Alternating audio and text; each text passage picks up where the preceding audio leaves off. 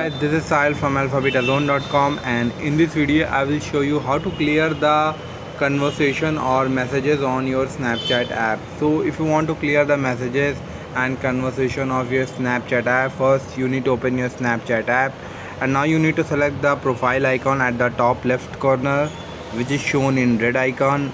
After this you will see a lot of option, but you need to select the setting option at the top right corner.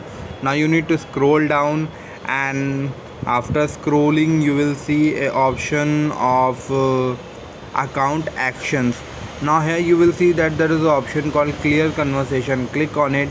Now you will see all your friend conversation.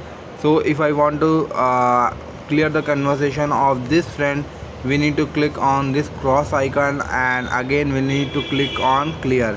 Now this conversation of this person will be deleted. Again, if I want to delete this conversation, I will click on cross icon, and now again click clear.